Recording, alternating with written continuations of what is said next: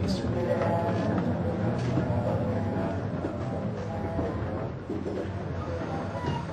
우린 지금 인생의 중요한 관계, 세 가지 관계에 대한 이야기를 살피고 있는데요. 첫째는 하나님과의 관계, 영성이죠. 그 다음에 자기와의 관계, 정체성, 자아 정체성, 그 다음에 인간관계, 사회성에 대해서 지금 살피고 있습니다. 지난주까지는 하나님과의 관계, 영성에 대해서 살폈었는데요. 오늘은 자기 사랑이라고 할 수 있는 자아 정체성에 대한 내용을 함께 살피도록 하겠습니다. 자아 정체성은 어느 정도로 중요하냐면 그 자아 정체성에 따라서 삶의 질은 결정되어지고요.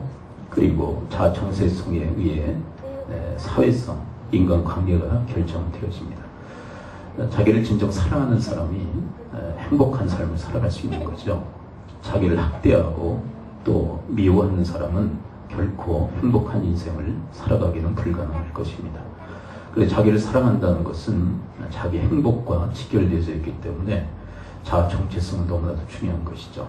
그리고 자기를 사랑하는 자가 이웃도 사랑합니다. 자기에게 너그러운 사람이 이웃들에게도 너그러울 수 있는 거예요. 자기에게 아주 빡빡스러운 사람이 다른 사람에게도 빡빡한 그런 관계를 형성하는 모습을 확인하게 되어져요. 자기를 용서할 수 있는 사람이 남도 용서합니다.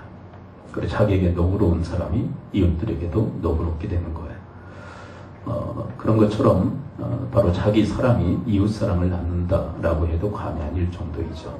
근데 이 시대를 살아오는 많은 현대인들은 자아 정체성이 상당히 부정적입니다.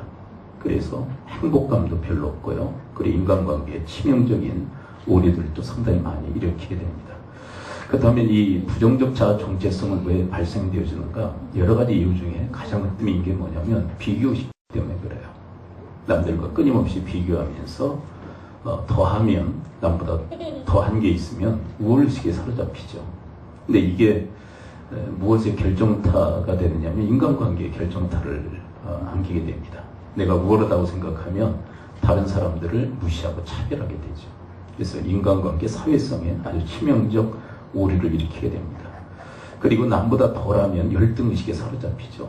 근데 열등의식에 사로잡힌 사람은 결코 행복한 삶을 살아갈 수 없어요. 자기를 늘 비하하죠. 그리고 그 열등의식에 그 컴플렉스에 찌든 인생을 사니까 이 사람은 행복할 리가 없죠. 행복하지 않으니까 인간관계도 불행의 그런 관계를 형성하는 그런 모습들을 많이 보게 되어집니다. 그럼 우리 크리스찬들의 정체성은 비교의식에 의해서 만들어진 정체성이 아니에요. 우리 크리스찬들 정체성은 바로 하나님 말씀에 의해서 규정되어지는 그런 창조적인 정체성이다, 이렇게 말을 할 수 있어요.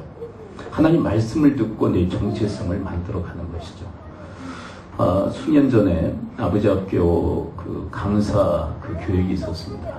그 강사 교육에 NLP 전략연구소의 소장인 박정길 집사님이 오셔서 강의를 한 적이 있었어요. 근데 그분은 어릴 때 아주 그 열등의식에 찌든 그런 인생을 살았다고 얘기하시더라고요. 근데 뭐 때문에 열등의식에 사로잡혔었느냐면 자신의 그 외모 때문에 열등의식이 있었다고 해요. 근데 그분은 이 앞니가 이렇게 돌출된 그런 형의 얼굴을 가지고 있었다고 해요. 남들과 좀 다르죠. 그것 때문에 아주 심한 열등의식에 이렇게 사로잡혀 생활을 했다고 그래요. 그러니까 그 어린아이가 그런 열등의식을 가지고 살아가니까 얼마나 힘들겠어요. 근데 어느 날 도로를 이렇게 건너기 위해서 횡단보도에 딱 섰는데 한 할머니가 이 박정길 이 어린이에게 이런 얘기를 하더래요. 야야, 너의 입이 참 복이 있다, 이렇게 얘기하시더라는 거예요. 할머니가 지나가면서. 그러니까 자기 입 때문에 자기는 열등하다고 생각했는데 그 할머니가 너의 입에 복이 있다라고 하는 그런 말을 하는 그 순간 열등의식이 완전히 사라지더래요. 그리고 내 입은 열등한 게 아니라 복된 입이다, 그렇게 생각하기 시작했다는 거예요. 그래서 그분이 강의 오셔서 하신 얘기가 내가 이 입 때문에 먹고 살고 있습니다. 복된 입입니다. 그렇게 얘기하더라고요. 그러니까 우리가 어떤 말을 듣고 살아가느냐에 따라서 우리 자아 정체성은 결정되어진다는 거예요. 여러분, 세상의 말이 아니라 하나님 말씀을 듣고 여러분들의 자아 정체성을 정립하며 살아갈 수 있게 되기를 축원을 드립니다. 첫 번째, 하나님의 그 정체성의 말씀은 뭐냐면 너희들은 하나님의 작품이라는 거예요. 한번 고백해 보겠습니다. 우리는 하나님의 작품이다. 하나님께서 만드신 바다라고 성경 이야기를 하고 있어요. 하나님께서 만드셨다. 그 다음에 여러분 우리는 하나님의 작품인 줄을 믿습니다. 근데 여러분 작품은 작가의 가치가 부여되어지는 거예요. 작가는 작품을 만들고 남을 나라 하지 않습니다. 자기 가치 여겨요. 왜냐하면 내가 만들었기 때문에 나의 가치가 투영되어져 있는 거예요. 그래서 그만큼 소중하게 여깁니다. 그래서 그 작품을 무시하는 것은 작가에 대한 무시고요. 작품에 대한 존중은 작가에 대한 존중일 수 있는 거예요. 여러분 그만큼 우리는 하나님의 가치가 부여되어진 하나님의 작품인 줄 믿습니다. 여러분 우리 교회 로고가 가끔씩 보이죠. 주보에도 로고가 있고 우리 이 강대상에도 로고가 있어요. 이 로고는 제가 만든 거예요. 근데 어떤 분이요 그런 얘기를 하더라고요. 촌스럽다 그러더라고요. 근데 누가 가장 기분 나빴을까요? 로고를 보면서 촌스럽다 그렇게 얘기하더라고요. 바꿔야 됩니다 그러더라고요. 니나 바꿔라 그랬어요. 속으로. 너나 바꾸시고 난 바꿀 마음이 없다. 근데 기분이 너무 나쁘더라고요. 왜냐하면 이 작품은 누가 만들었기 때문에 제가 만들었기 때문에 저와 동일시하는 거예요. 그래서 제가 만든 것에 대해서 무시하는 것은 저를 무시한 것처럼 느껴지고 근데 어떤 분은요 너무 멋있다는 거예요. 우리 교회 로고가 너무 멋있다. 그러니까 누가 기분이 좋았을까요? 제가 너무 기분이 좋더라고요. 본인도 만들어달래요. 그래서 저는 그런 재주는 없고요. 그런데 중요한 것은 제가 만든 것에 대해서 칭찬을 하니까 제가 기분이 좋더라고요. 여러분 하나님께서 만드신 우리도 마찬가지인 줄 믿습니다. 하나님은 우리와 동일시하시는 거예요. 왜? 당신의 작품이기 때문에. 그래서 당신의 가치를 우리에게 부여하시는 거예요. 하나님의 가치가 부여되어져 있다. 우리는 하나님의 작품이기 때문에. 그래서 우리를 사랑하는 것은 곧 하나님 사랑인 줄 믿습니다. 우리를 존중히 여기는 것은 우리를 만드신 하나님을 존중히 여기는 거예요. 두 번째 성경적 정체성은 뭐냐면 하나님의 형상대로 지음을 받았다는 거예요. 하나님의 작품이라는 그 맥락과 똑같은 그런 의미일 수도 있는데 좀 구체화하자는 거죠. 한번 따라서 고백해 보겠습니다. 하나님의 형상이다. 여러분 우리는 하나님의 형상대로 지음을 받은 존재인 줄 믿습니다. 그것은 영광스럽다는 거예요. 그래 존귀하다는 거예요. 여러분 다른 짐승들은 그 짐승의 특성에 따라서 하나님께서 만드셨어요. 소는 어떻게 만드셨을까? 소는 소처럼 만들었어요. 어렵지 않습니다. 강아지는요? 강아지는 개처럼 만들었습니다. 개의 형상으로. 그렇죠? 여러분 고양이는요?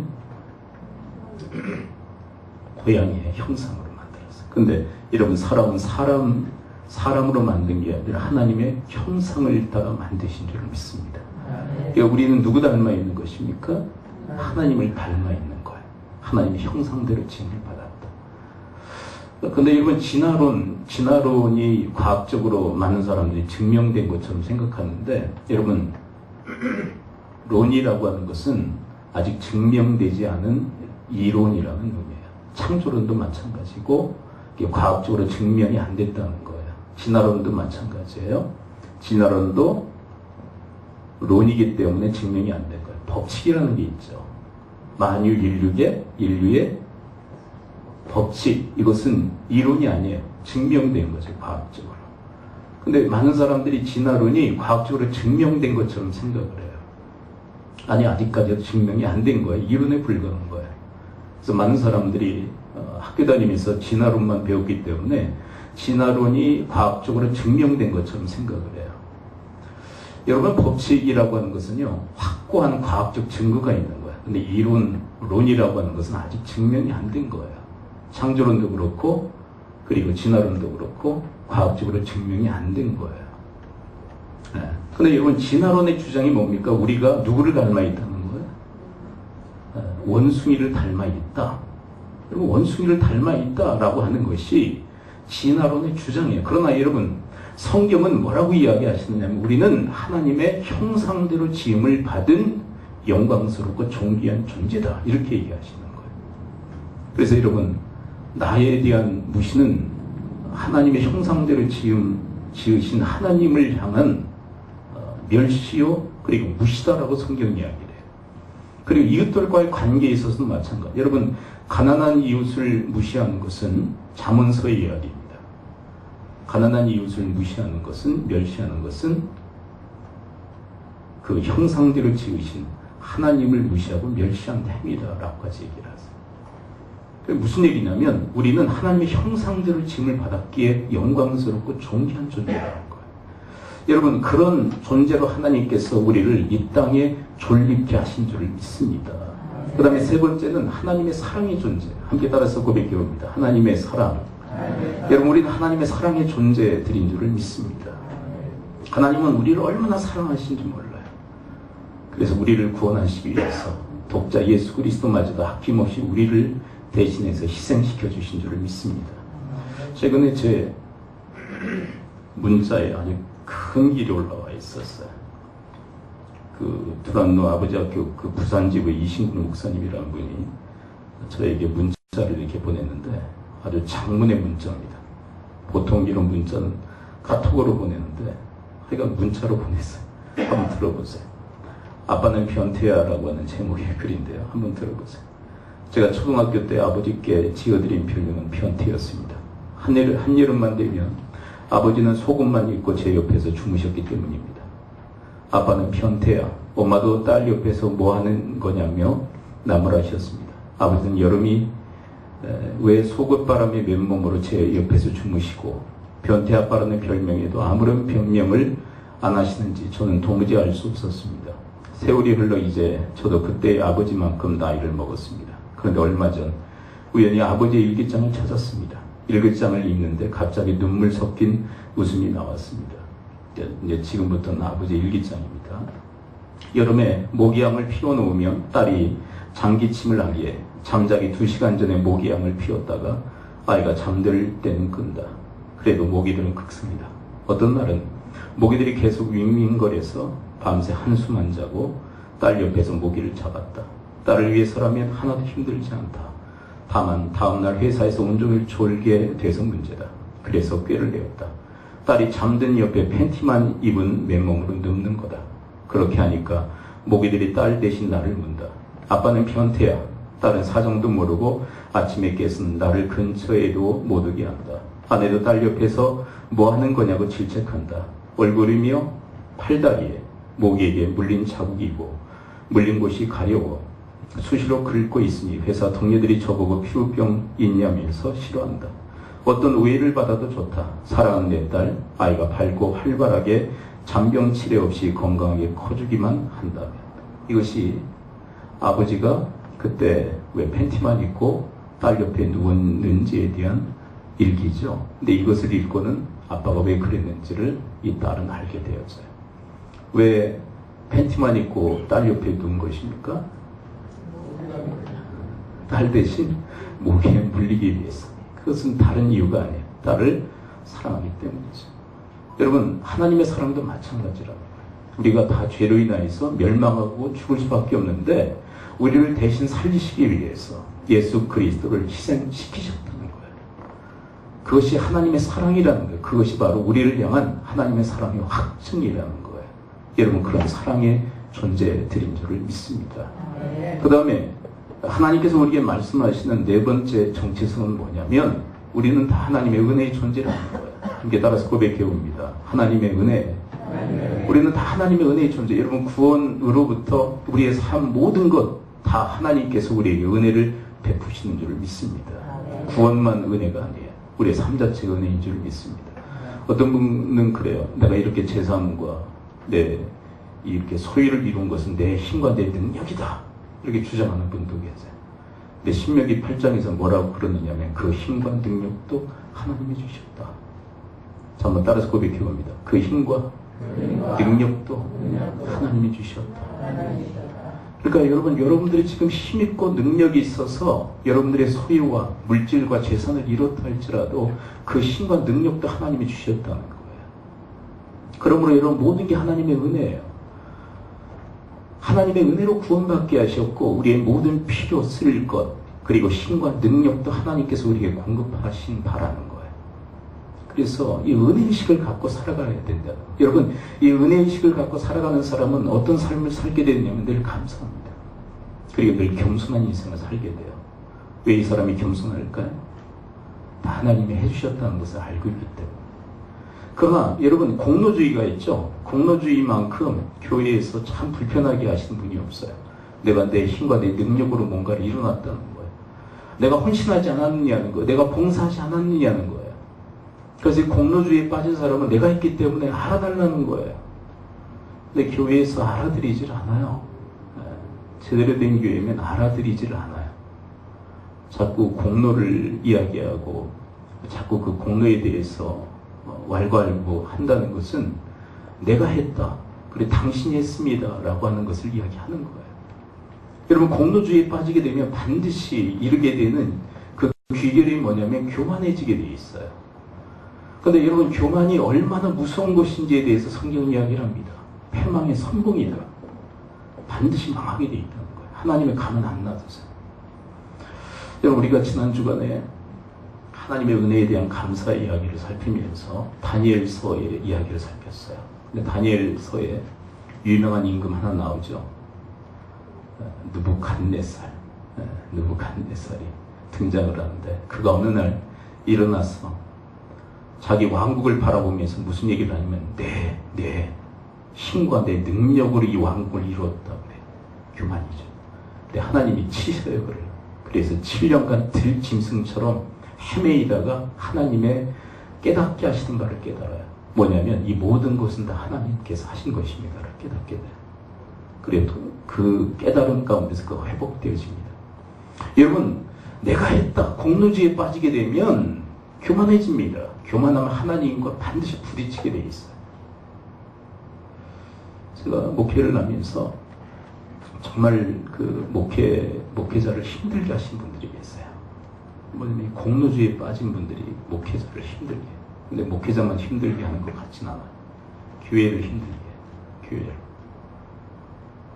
왜 내 공로에 상응하는 어떤 합당한 대우가 왜 없느냐 이거예요. 목회자도 교회도. 그러면 교회를 너무 힘들게 하는 거예요.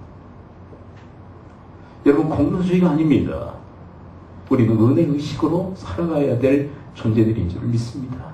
은혜가 되는 거예요. 여러분들이 조금이라도 교회를 위해서 그리고 사회를 위해서 봉사하고 또 헌신할 수 있는 그런 힘과 능력이 있다면 하나님께서 그 힘과 능력도 허락하신 줄 믿고 감사하고 겸손하시기를 축원을 드립니다.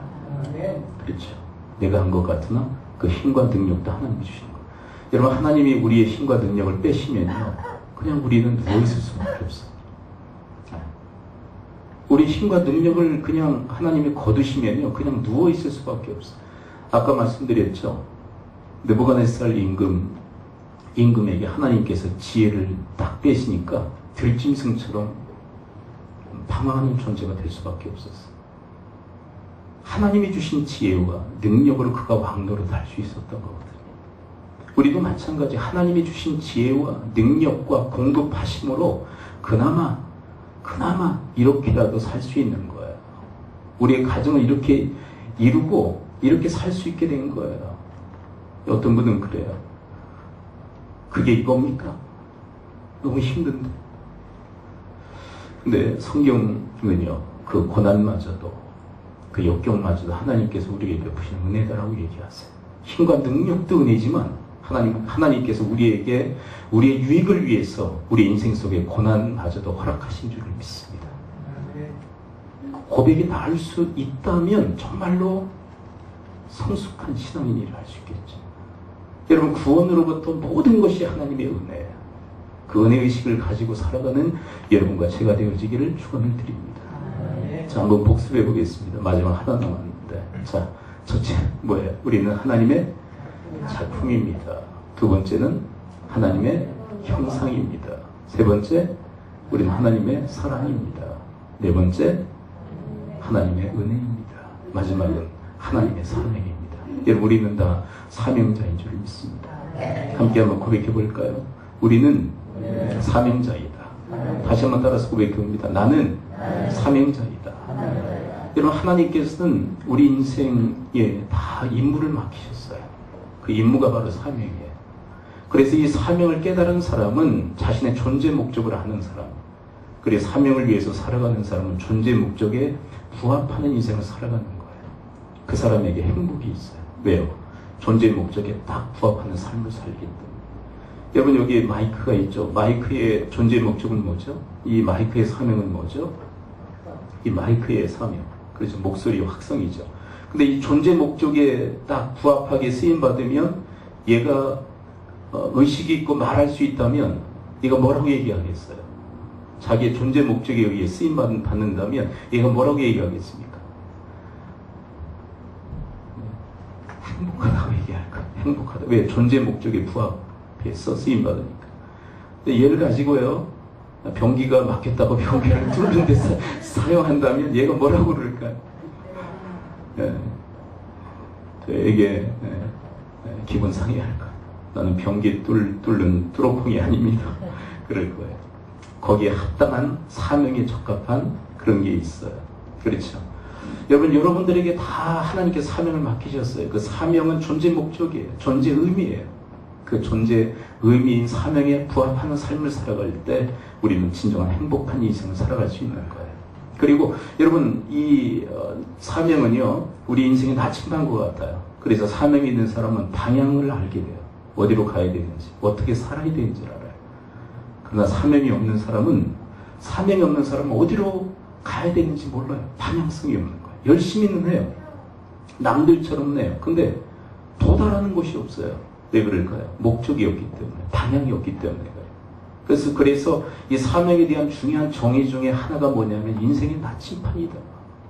여러분들이 사명을 깨닫고 사명을 위해 살기에 인생의 나침판 하나씩 다 들고 이 나그네 길을, 이 순례자의 길을 온전히 감당할 수 있게 되기를 축원을 드립니다. 그렇죠. 방향성이 있어요. 요즘 회자되어지는 중요한 말이 뭡니까? 속도보다 중요한 것이 방향이다. 한번 따라서 고백해봅니다. 속도보다 중요한 것이 방향이다. 어디로 가야 될지 알아야 돼요. 근데 그 사명이 우리에게 방향성을 가르쳐 주시는 줄 믿습니다. 그래, 여러분, 사명은요, 우리의 욕심과 기질을 극복하도록 만들어요. 여러분, 우리는 욕심이 있어야 돼요. 목사님, 무슨 말씀입니까? 욕심이 있어야 된다. 여러분, 욕심이 있기 때문에 우리가 생존하는 거예요. 욕심은 반드시 필요하기 때문에 하나님께서 우리 안에 넣어놓으신 거예요. 여러분, 식욕 있죠? 식욕 없으면 어떻게 될까요, 사람? 식욕 없으면요, 안 드시다가 그냥 가시는 거예요. 이 식욕이 있어야 돼요. 배고픔이 있어야 돼요. 그렇죠. 우리의 욕구는 생존과 그리고 대를 잇는 이 모든 과정은 욕심이 다 있어요. 근데 욕심을 따라 살아가게 되면 문제가 일어나요. 욕심은 필요해요. 그러나 욕심은 컨트롤 되어져야 돼요. 만약 욕심만을 위해서 살게 되면 반드시 사고를 치게 돼 있어요. 여러분, 다윗과 같은 경우가 그래요. 다윗은 사명의 인생을 살았습니다. 근데 어느 순간 욕심이 그를 이끌기 시작했어요.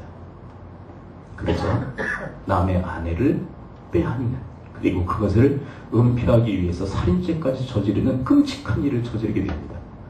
무엇에 사로잡혔기 때문일까요?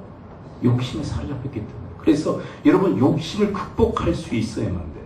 욕심을 컨트롤할 수 있어야만 돼요. 근데 누가 이 욕심을 컨트롤하느냐면 사명이 있는 자, 사명자가 이 욕심을 컨트롤하게 돼 있어요. 여러분들이 하나님께서 허락하신 그 욕심을, 사명을 가지고 컨트롤할 수 있는 그런 사명자들이 되시기를 축원을 드립니다. 여러분, 기질도 마찬가지예요. 여러분, 기질이라는 것은 우리가 타고나는 성격이에요. 다 기질들이 다 있으시죠. 그렇죠. 네. 기질이 괴팍한 사람은 뭐라고 하는 줄 아십니까? 네. 네. 개성과 지성이 강하다, 그렇게 얘기해요. 네. 개성과 지성이 뭔지 아세요? 네. 그거고 지성은요? 네. 그거. 여러분, 기질에 따라 살게 되면 개성과 지성이 강해져요. 그렇죠. 누구도 못 말려요.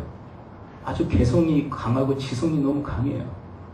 근데 여러분, 사명에 의해 살면 기질도 성격도 극복하게 되는 줄 믿습니다. 놀라운 힘을 가지고 있어요. 이 사명은 욕심도 컨트롤하지만 기질의 그 한계를 뛰어넘는 거예요. 사명은 그 힘이 있어요. 그래서 여러분과 저의 인생은 욕심이나 기질에 그 이끄는 그런 삶이 아니라 사명이 이끄는 그런 사명자의 삶을 살아갈 수 있게 되기를 축원을 드립니다. 그렇다면 여러분, 우리의 사명은 뭘까요?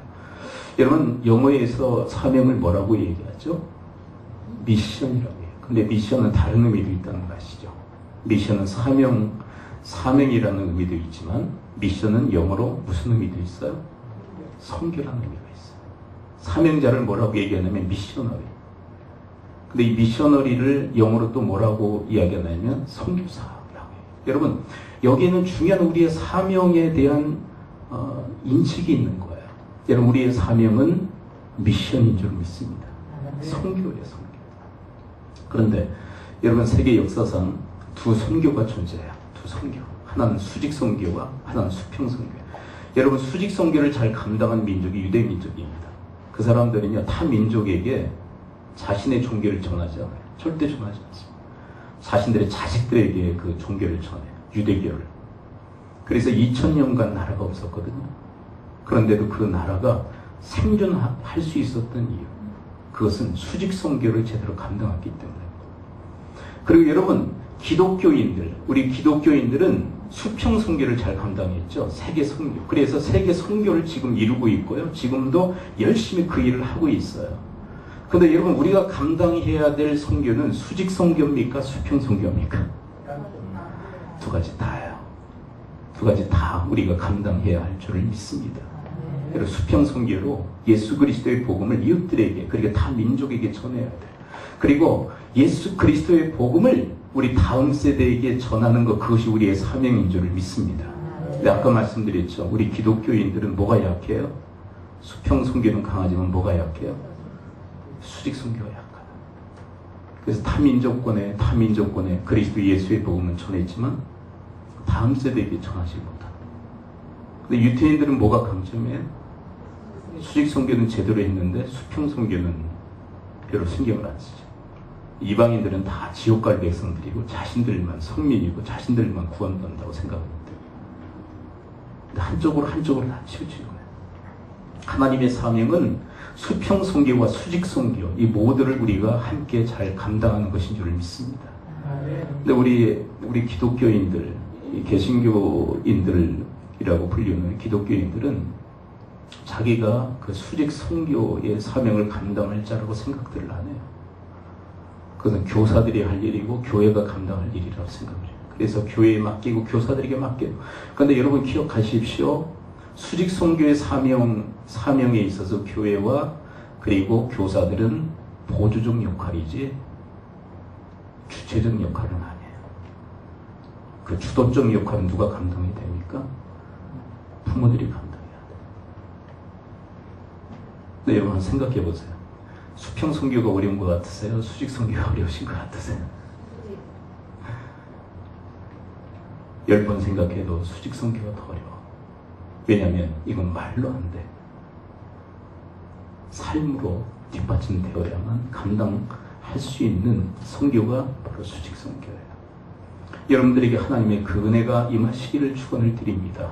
그리고 또 하나의 그 사명은 뭐냐면, 우리가 이 본문 말씀을 통해서 하나님의 뜻, 하나님의 사명에 대한 이야기를 여러 번 우리가 반복적으로 살폈었죠. 하나님께서 우리를 향하신 뜻이 무엇입니까? 그게 하나님의 사명이죠.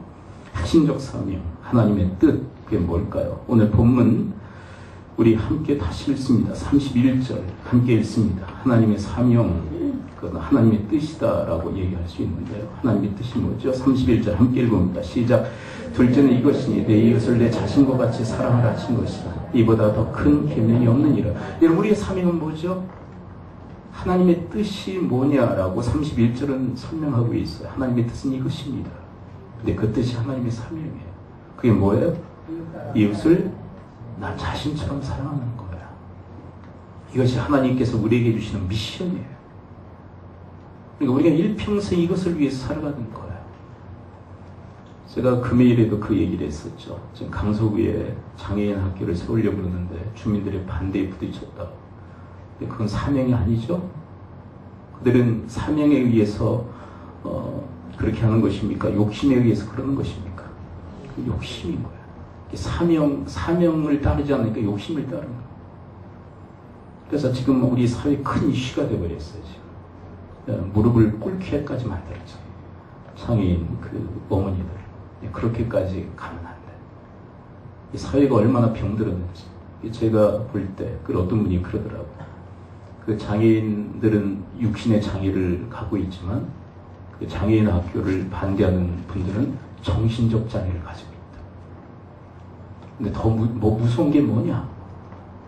육체적 장애가 아니라 정신적 장애가 더 문제. 그런 얘기를 해요. 여러분, 하나님께서 우리에게 주신 사명은 이웃을 나 자신처럼 사랑하라는 거예요. 그래서 여러분, 일평생 우리가 고민하고 기도하고 살아가야 될 인생의 주제가 있다면 바로 이것이에요. 그럼 이것은 어떻게 감당할 수 있는가? 우리가 해석과 또한 맥락 속에서 우리가 이 말씀에 대한 결론을 이렇게 내렸죠. 이웃을 어떻게 나 자신처럼 사랑할 수 있어요? 이웃에게 받고자 하는 대로 이웃에게 대접하는 인생을 살아가는 거예요. 많은 가정의 불행, 많은 사람들의 인생의 불행은 어디서부터 오느냐면 받기만을 바라기 때문에. 이게 습성화되어 있어요. 습관화되어 있어요. 늘 바라기만 해. 그리고 채워지지 않으니까 늘 불평과 불만과 원망을 쏟아내요. 그러면 상대방은 가만히 있습니까? 상대방도 똑같은 반응을 일으켜요. 그래서 가정은 그리고 사회는 이런 말할 수 없는 고통에 시달리게 돼요. 그리고 왜 그런지 자기도 몰라요. 자기도 왜 그런지 몰라요. 그리고 항상 하는 얘기가 뭐냐면 저 인간 때문에 그렇다는 거예요. 저 인간이 내가 바라는 거 채워주지 않기 때문에 내 인생이 그리고 우리의 가정이 불행의 나라에 떨어졌다는 거예요. 아니에요. 그 사람의 생각이 잘못된 거예요. 여러분, 바라는 대로 받고자 하는 대로 베푸는, 그래서 말씀대로 이웃을 나 자신처럼 사랑하는 이 사명자의 인생을 살아가면 여러분, 내 인생이 바뀌고 우리의 가정이 바뀌고 우리 사회에 빛이 되는 인생을 살게 하나님께서 하실 줄 믿습니다. 여러분, 이런 사명자를 하나님이 돕기 위해서 세상 끝날까지 우리와 함께 동행하시는 줄 믿습니다. 이 미션의 사명, 선교의 사명, 그리고 이웃을 나 자신처럼 사랑하는 이 사명을 감당하는 자를 돕기 위해서 주님 우리와 함께 하시는 거예요. 그분의 도우심으로 이 미션을 온전히 감당하는 여러분과 제가 되어지기를 축원을 드립니다. 복습하고 끝내겠습니다. 5가지만 오늘은 꼽았습니다. 자, 첫째, 시작. 하나님의 작품, 하나님의 형상, 하나님의 사랑, 하나님의 은혜, 하나님의 사명. 여러분, 세상의 관점이 아니라 세상의 그 가치관이 아니라 세상의 그 세계관이 아니라 여러분, 하나님의 그 가치관, 하나님의 그 관점, 하나님의 세계관으로 나를 온전히 바라볼 수 있게 되기를 축복합니다. 이게 왜 중요하냐면 나를 바라보는 시각이 너를 바라보는 시각을 결정해요. 이게 나를 보듯 너를 보게 돼 있어요. 이게 아주 중요해요. 그래서 자아 정체성은 사회성에 아주 결정적 영향을 미치는 거예요. 기도하죠. 이 시간 우리 함께 기도하겠습니다. 기도할 때 하나님, 주께서 말씀하신 것처럼 하나님